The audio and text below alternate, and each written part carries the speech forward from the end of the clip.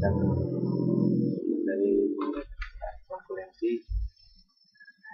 dari Pak Antonio Moseno pertama apa alasan tentang konkurensi. Lebih dari satu pengguna pada DBMS terpusat dapat melakukan operasi pada basis data secara simultan. Jika tidak dikontrol, hal ini dapat menyebabkan interferensi satu sama lain sehingga basis data menjadi tidak konsisten. Untuk mencegahnya, DBMS mengimplementasikan pengontrolan konkurensi. Transaksi merupakan suatu aksi atau serangkaian aksi dilakukan oleh seorang pengguna atau program aplikasi yang mengakses atau mengubah konten basis data, mentransformasikan basis data dari suatu keadaan konsisten yang lain. Contohnya, perintah insert atau update serangkaian operasi pada basis data. Dua outcome dari transaksi. Pertama, commit. Jika operasi berjalan sukses, maka transaksi disebut commit. Basis data mencapai kondisi konsisten yang baru. Kedua, abort. Jika operasi berjalan tidak sukses, maka transaksi disebut aborted atau gagal. Jika transaksi gagal, maka basis data kembali ke keadaan konsisten sebelum transaksi dimulai, disebut rollback atau undo. Penetapan transaksi dalam DBMS. Pertama, begin transaction. Kedua, commit. Ketiga, rollback. Properti transaksi ada atomicity, yaitu properti semua atau tidak semua sama sekali. Transaksi dilaksanakan keseluruhan atau tidak dilaksanakan sama sekali. Ada konsistensi. Transaksi harus mentransformasikan basis data dari kondisi konsisten ke kondisi konsisten lain. Ketiga, independence. Transaksi dieksekusi berdiri sendiri. Efek dari transaksi yang tidak selesai tidak terlihat pada transaksi lain. Durability. Efek transaksi yang sukses secara permanen disimpan dalam basis data. Definisi pengontrolan konkurensi. Proses pengelolaan operasi pada basis data secara simultan tanpa saling berinterferensi satu sama lain. Penghapusan konkuren yang hanya membaca data tidak akan saling berinterferensi. Tetapi apabila ada yang mengupdate data dan saling berinterferensi dan menyebabkan terjadi ketidakkonsistenan. Tiga masalah konkurensi. Pertama, loss update atau modifikasi yang hilang. Masalah operasi update yang susah dari seseorang pengguna kemudian ditimpali oleh operasi update dari pengguna lain. Kedua, uncommit dependency, ketergantungan yang tidak sukses mau dipakai sementara. Masalah terjadi saat suatu transaksi membaca data dari transaksi lain yang belum dicommit. Ketiga, inconsistent analysis. Masalah terjadi saat satu transaksi membaca beberapa nilai tetapi transaksi kedua pada waktu sama memodifikasi nilai tersebut.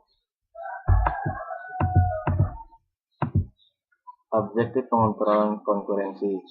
Pembagian transaksi untuk mencegah adanya saling interferensi. Hanya satu transaksi dieksekusi pada satu waktu. Satu transaksi dikomit sebelum transaksi lain diperkenalkan mulai.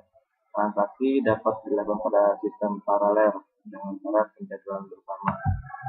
Serializability. Schedule atau jadwal merupakan urutan dari operasi read dan write secara bersamaan pada sekumpulan transaksi yang konkuren. Serial schedule merupakan jadwal di mana operasi-operasi transaksi dieksekusi secara berurutan tanpa terselip operasi dari transaksi lain. Non-serial schedule merupakan jadwal di mana operasi-operasi dari sekumpulan transaksi konkuren dapat saling menyelip. Serializable berarti jika jadwal non-serial menghasilkan hasil yang sama, seperti halnya jadwal serial lainnya. Serializability lanjutan. Operasi sangat penting jika dua transaksi hanya melakukan operasi write data, maka tidak terjadi konflik dan urutan operasi data penting. Jika dua transaksi melakukan operasi read dan write pada data yang berbeda, maka tidak terjadi konflik dan urutan operasi tidak penting. Jika suatu transaksi melakukan operasi data yang lain melakukan operasi read dan write pada data yang sama, maka urutan eksekusi sangat penting. Metode untuk menjamin serializability. 1. Locking. Kedua, time stamping. Keduanya konservatif atau pesimistik karena transaksi tunda untuk mencegah konflik dengan transaksi lain di waktu kemudian.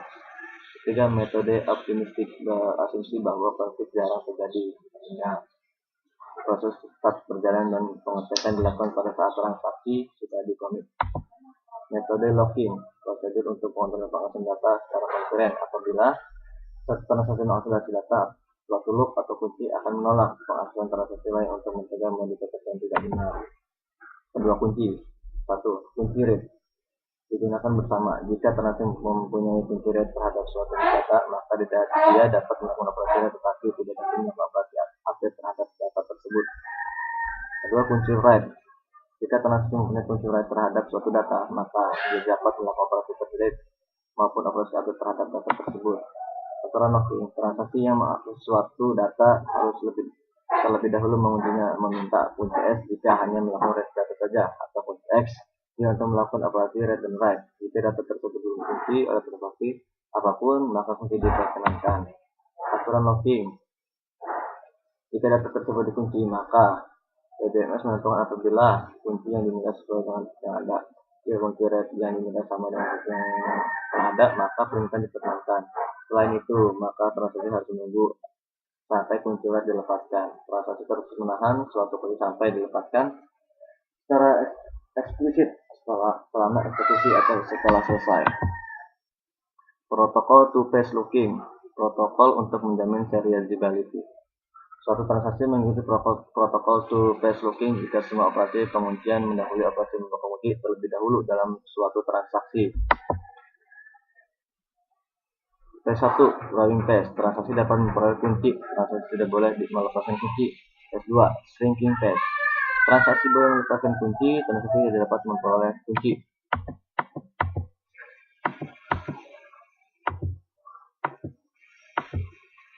Oke, itu saja penjelasan saya mengenai konkurensi. Semoga teman-teman dapat memahami. Bila ada yang kurang, mohon maaf. Allah Ta'ala, saya maaf. Assalamualaikum warahmatullahi wabarakatuh.